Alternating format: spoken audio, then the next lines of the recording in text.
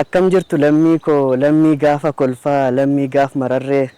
ashamaame akkam jirtu baga jiraattan baga ijaan wal agarre magariitu akka ootaa biqilchitu ilmaan gootaa bashaashatoo haadha seenaa si abdannee laga ceenaa calaqqistu akka warqee alaaf keessaan situ marge gaarittii koo haadha danuu si abdatee kooranamuu gaarummaa keesiif lallabaa na dursinaan si dhaqqabaa haadhittii koo kan na deesse soorettii koo sittan dheesse.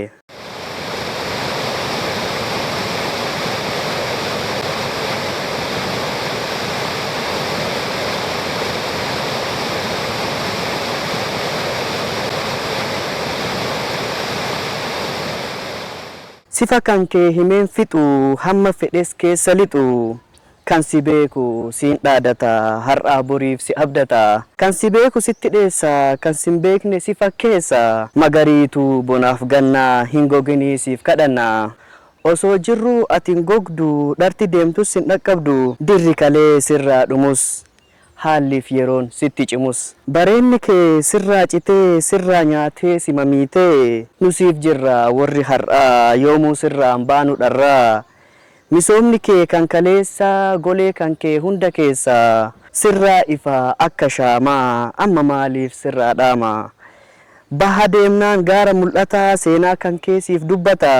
gama deemeen laale baalee bareeda kee maaltu caale iluu deemi laali yaayyoo as hin geenye akka laayyoo kibba deemee anfaraaraa kan hundaafuu ta'u dharraa kunuunfadhu bosona kee anuu beeka amala kee.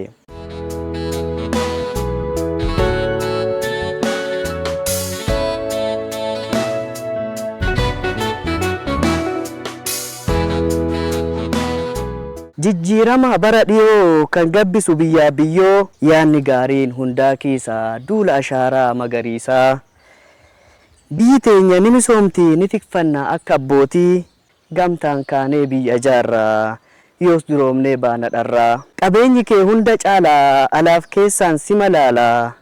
haadha tulluuf gaarreen kumaa siif jiraanna hanga dhumaa gara laaftuu saawwan gannaa har'aaf boriif si abdannaa sifa keetu hundaa caalaa an ilmi kee sirraa dhaalaa gaarummaa keesiif lallabaa jechaan kuulee siif katabaa qabeenya kee hundaa laalee bareeda kee maaltu caalee koottaa gamtaan biyya ijaarraa yoos guddannee saaqna karraa biqilootaan qe'ee guunnee kooridarii itti abuurree ormi ormaa silaa naman hiltu biyyi ijaarraa biyyi silaa laman jirtu ulfaadha galatooma.